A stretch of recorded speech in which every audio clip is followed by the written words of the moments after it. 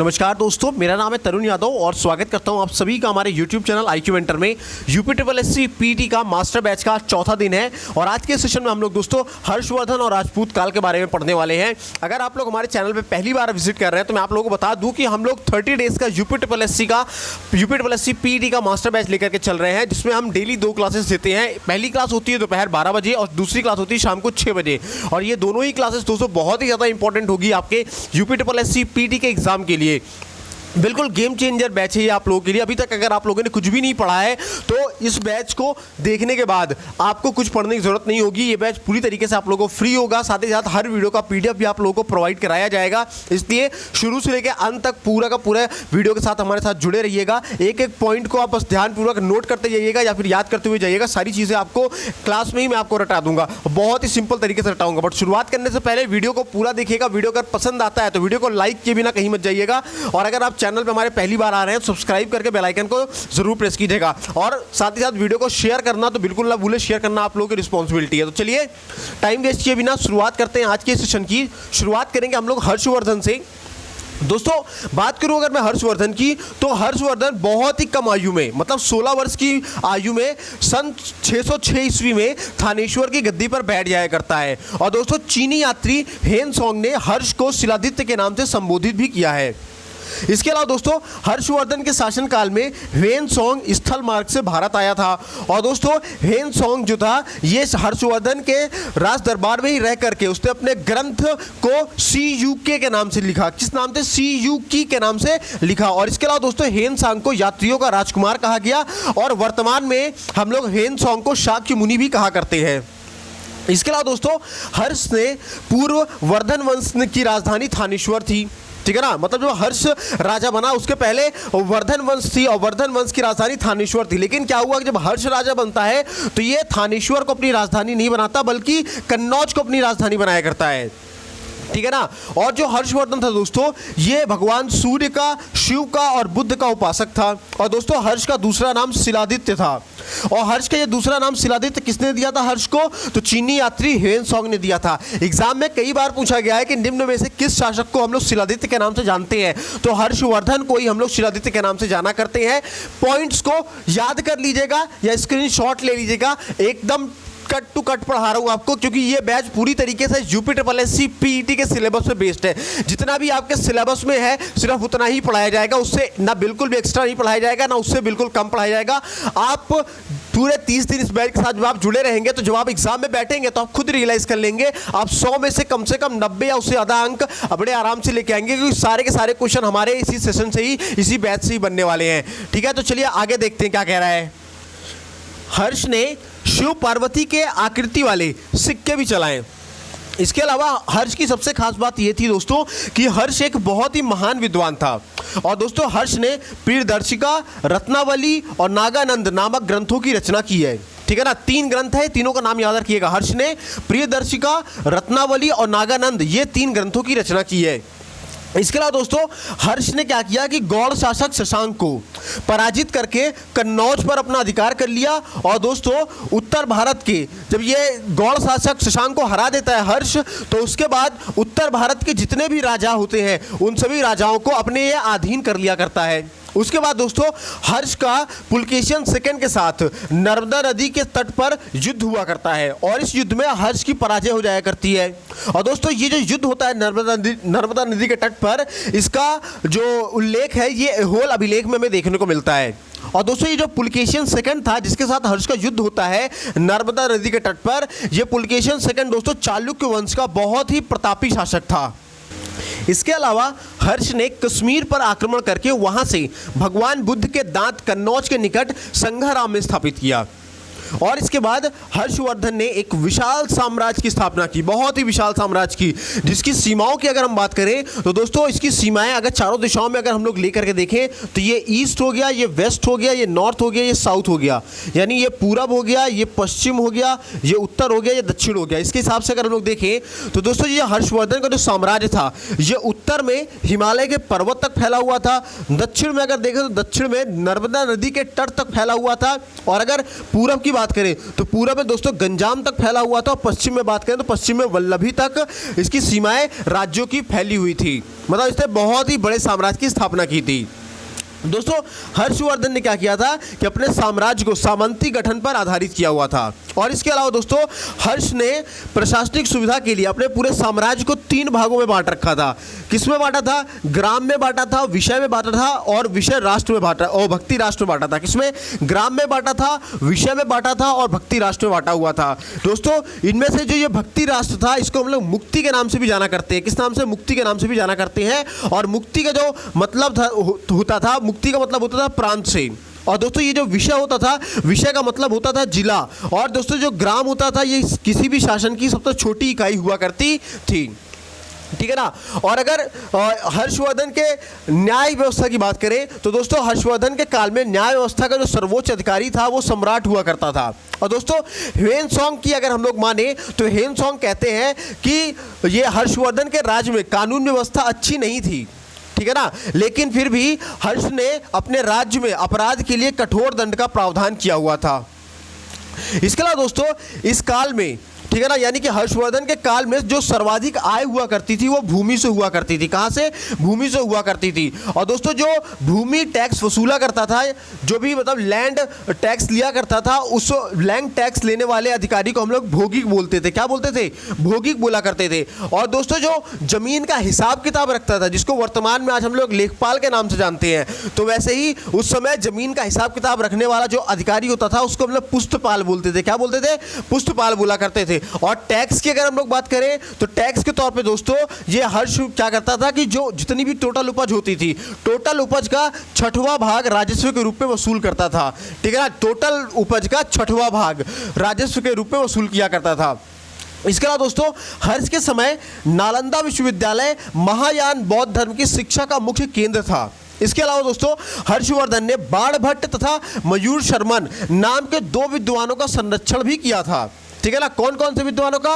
बाणभट्ट का और मयूर शर्मन नाम के 2 विद्वानों का संरक्षण भी किया था। जिनमें से ये जो बाणभट्ट है दोस्तों, बाणभट्ट ने हर्षचरित और कादंबरी की रचना की थी। और दोस्तों ये जो मयूर शर्मन था, मयूर शर्मन ने सूर्य शासक की रचना की थी। याद रखिएगा ये क्वेश्चन एग्जाम में कई बार पूछे गए हैं और इंपॉर्टेंट क्वेश्चन पॉइंट है, पूछा जाएगा। पूछा जाता है कि हर्षचरित किसने लिखी है, तो हर्षचरित दोस्तों बाणभट्ट ने लिखी है।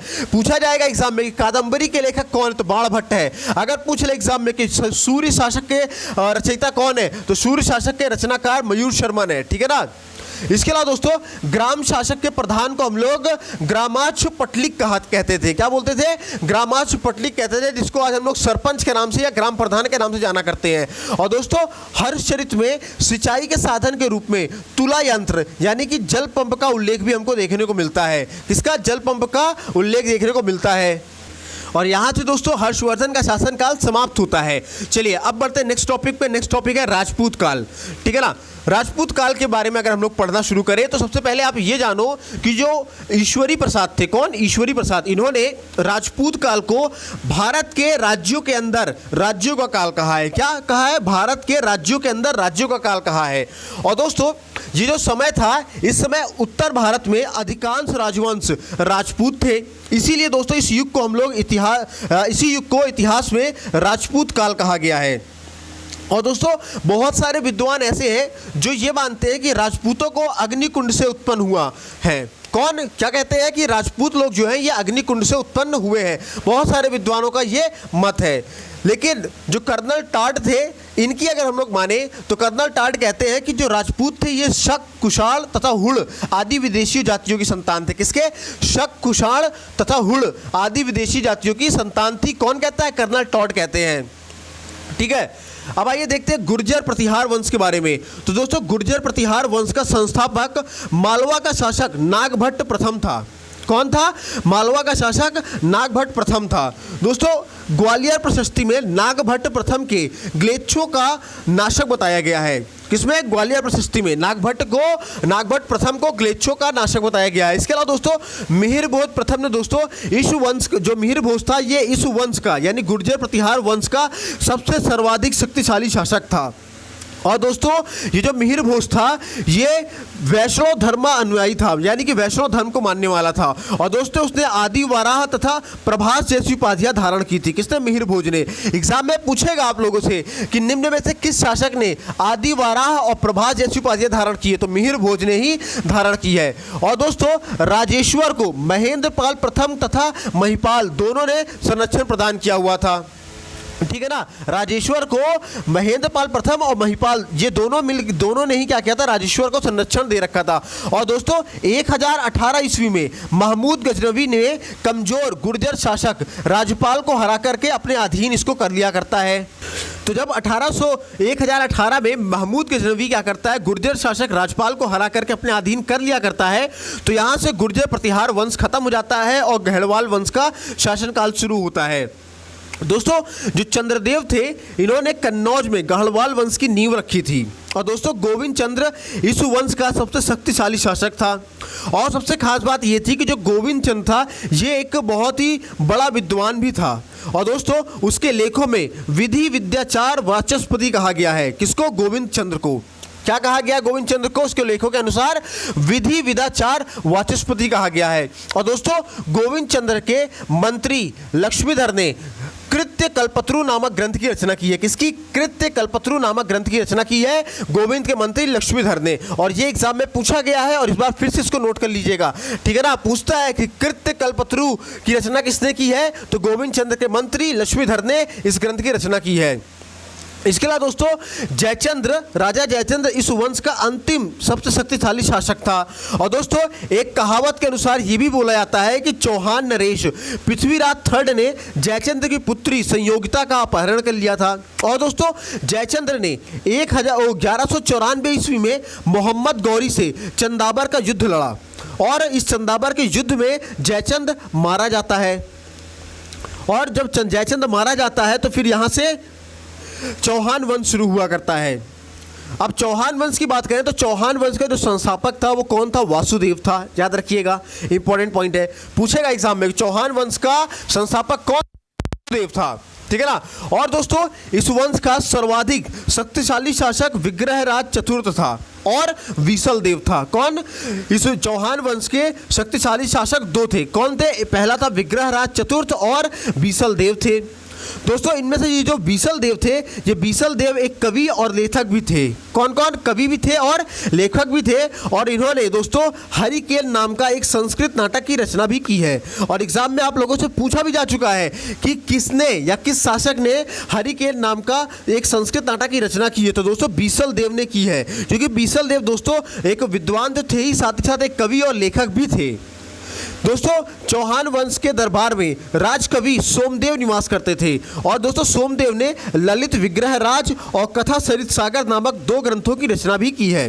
किसने? ललित राजकवि सोमदेव ने ललित विग्रहराज और कथा सरित सागर नामक इन दो ग्रंथों की रचना की है।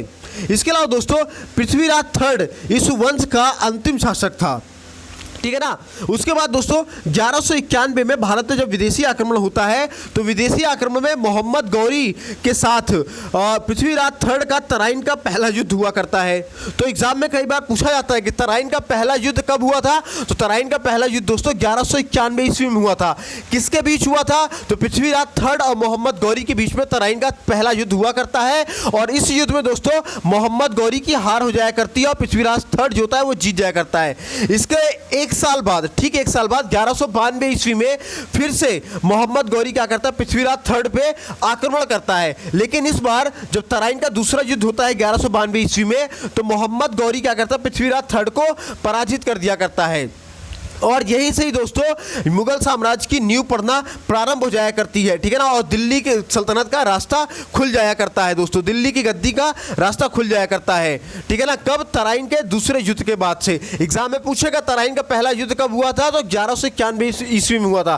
तराइन का दूसरा युद्ध कब हुआ था, तो 1192 ईस्वी में हुआ था। तराइन का युद्ध हुआ किसके किसके बीच था, तो पहला युद्ध और दूसरा युद्ध ये दोनों ही दोस्तों पृथ्वीराज थर्ड और मोहम्मद गौरी के बीच में हुआ करता है। परिणाम क्या निकलता है कि पहला युद्ध जो होता है 1191 ईस्वी में, इसमें पृथ्वीराज थर्ड जीत जाता है। और दूसरे युद्ध में जो 1192 ईस्वी में होता है, इसमें पृथ्वीराज थर्ड हार जाता है और मोहम्मद गौरी विजित हो जाया करता है, जीत जाया करता है। दोस्तों पृथ्वीराज थर्ड के राज दरबारी कवि चंद्रबर दाई ने पृथ्वीराज रासो नामक महाकाव्य तथा पृथ्वीराज विजय नामक संस्कृत काव्य की रचना भी की है। क्या है क्वेश्चन, फिर से समझिएगा, इसमें दो क्वेश्चन निकल करके सामने आए हैं। पृथ्वीराज थर्ड के दरबारी कवि जिनका नाम चंद्रबर दाई था, इन्होंने पृथ्वीराज रासो नाम का महाकाव्य लिखा और पृथ्वीराज विजय नामक संस्कृत काव्य की भी रचना की थी। ठीक है ना, और ये दोनों ही इंपॉर्टेंट पॉइंट है, याद रखिएगा। एग्जाम में पूछता है कि पृथ्वीराज रासो नामक महाकाव्य की रचना किसने की है, तो पृथ्वीराज थर्ड के दरबारी कवि चंद्रबर दाई ने की है। और एग्जाम में आप लोगों से यह भी पूछ सकता है, याद रखिएगा, कि संस्कृत काव्य पृथ्वीराज विजय, ठीक है ना, किसने लिखी है, तो पृथ्वीराज थर्ड के दरबारी कवि चंद्रबर दाई ने ही लिखी है। ठीक है ना। और इसके अलावा दोस्तों चौहान नरेश हरिराज ने क्या किया, आग में जलकर अपने आत्महत्या कर ली। तो दोस्तों यहां से आपका खत्म होता है राजपूत काल और हर्षवर्धन काल, दोनों ही। हमने उन सभी पॉइंट्स को इसमें डाल दिया जितना आपके यूपीएससी पीटी के सिलेबस में था। इससे ज़्यादा, इससे बाहर आपका कुछ भी नहीं आएगा।